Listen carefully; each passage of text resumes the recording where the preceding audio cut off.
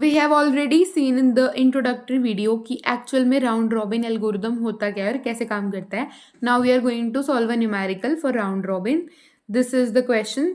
We have 5 processes. Arrival time and burst time for each process is given. Time quantum fixed है 2. Time quantum 2 इसका मतलब क्या है कि हर प्रोसेस को प्रोसेसर 2 सेकेंड्स के लिए मिलेगा, चाहे उसका बर्स्ट टाइम कितना भी हो, डजेंट मैटर. और राउंड रॉबिन का न्यूमेरिकल सॉल्व करते हुए हमें एक सर्कुलर क्यू मेंटेन करनी होती है. इसको कैसे करेंगे वो पता चल जाएगा जब हम सॉल्व करेंगे. तो स्टार्ट करते हैं एक बार सॉल्व करना. टाइम 0 पे एक ही प्रोसेस है सिस्टम में, सिर्फ पी नॉट, क्योंकि पी नॉट का ही अराइवल टाइम 0 है, तो गैंट चार्ट में उसी को लिखेंगे. अब टाइम क्वांटम फिक्स्ड है 2, इसका मतलब पी नॉट को प्रोसेसर सिर्फ 2 सेकेंड्स के लिए ही मिलेगा.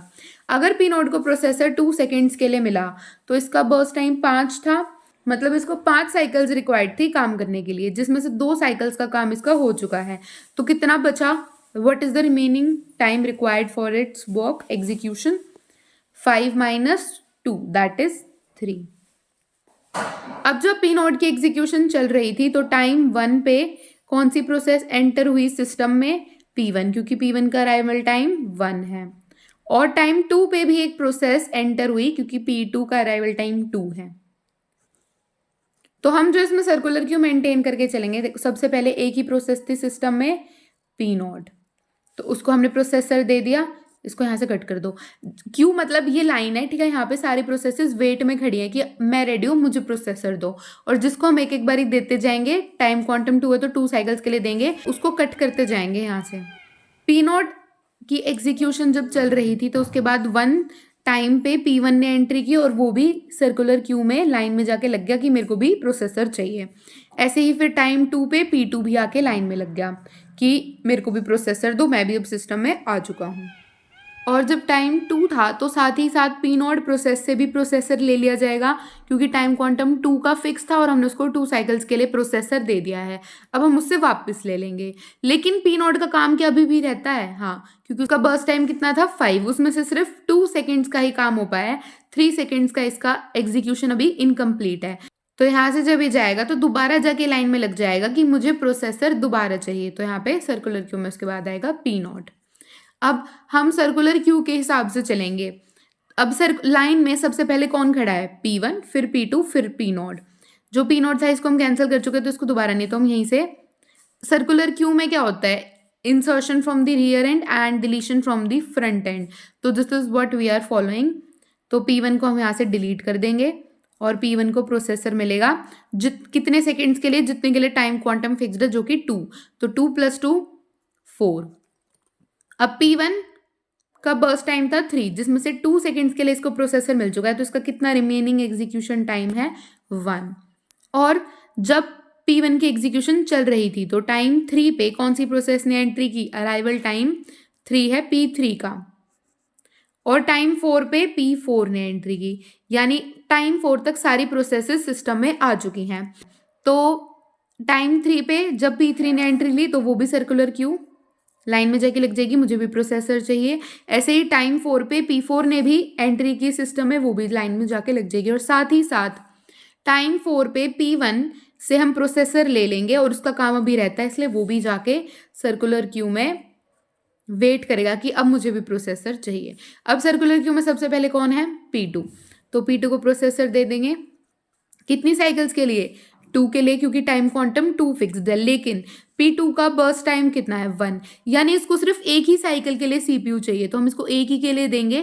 2 के लिए CPU को आइडल नहीं कर सकते, क्योंकि CPU का टाइम इज वेरी इंपॉर्टेंट. तो इसको P2 प्रोसेस को सिर्फ एक ही सेकंड का काम था, इसका बर्स्ट टाइम सिर्फ 1 था, तो हमने इसको एक साइकिल या एक सेकंड के लिए ही प्रोसेसर दिया है. P2 की एग्जीक्यूशन कंप्लीट हो चुकी है. अब अगर इसकी एग्जीक्यूशन कंप्लीट हो चुकी है तो जब ये यहाँ से एग्जिट होगा तो ये क्या दोबारा जाके लाइन में लगेगा? नहीं, इसको जरूरत ही नहीं है प्रोसेसर की, तो ये क्यों जाके लाइन में लगेगा? तो जिसको प्रोसेसर चाहिए सर्कुलर क्यू में सिर्फ वही होगा. अब इसके बाद नेक्स्ट टर्न किसकी है? P नोड की. इंसर्शन हम यहाँ से करेंगे, डिलीशन यहाँ से, deletion from this and. P not को भी 2 साइकिल्स के लिए प्रोसेसर मिलेगा, तो 5 + 2 7. और पी नोट का बर्स्ट टाइम 3 रहता था, इसमें से 2 के लिए 3 - 2 1.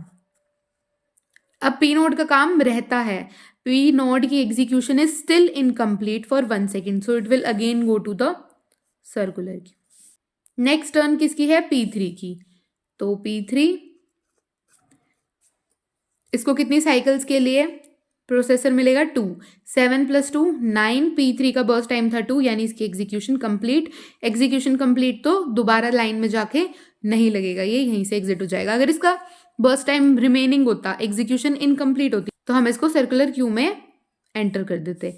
Next is P4। P4 को कितनी साइकिल्स के लिए प्रोसेसर मिलेगा 2, 9 + 2 11, इसका बर्स्ट टाइम था 3, जिसमें से 2 माइनस कर दो तो 1 इज रिमेनिंग। और अभी भी P4 प्रोसेस की एग्जीक्यूशन इनकम्प्लीट है, इसको अभी भी प्रोसेसर चाहिए, तो ये वापस जाके सर्कुलर क्यू में वेट करेगा प्रोसेसर के लिए। Next turn is for P1। P1 will again get the processor but for only 1 cycle, क्योंकि इसका remaining execution is just for 1 cycle। 11 + 1 is 12। P1 की execution यहाँ पे complete, तो ये दोबारा लाइन में नहीं लगेगा। Next turn is for P0। P0 will get the processor just for 1 cycle। 12 + 1 13। And last is P4। So P4 will again get the processor for 1 cycle, that is remaining burst time till 14। So this is the complete Gantt chart। Now we can calculate the waiting time and turnaround time for each process। Round robin में circular queue maintain करना is very important.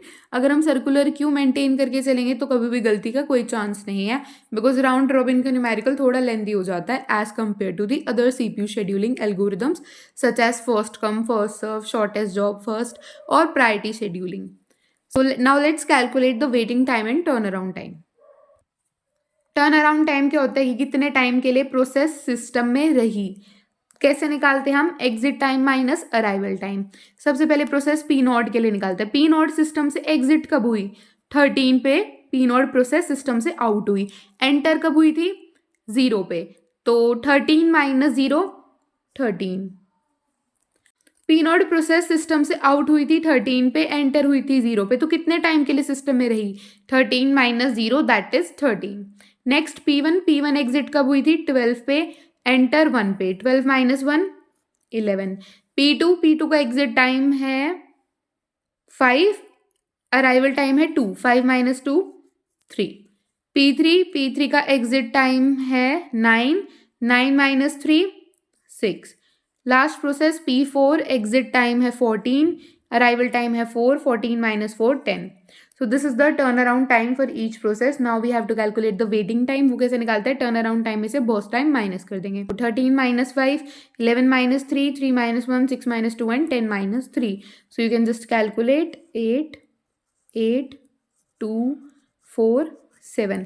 अगर average turn around time निकालना है तो इन सबको plus करके divide by 5, that is the number of processes. And same for average waiting time, इन सबका सम करके डिवाइड बाय 5।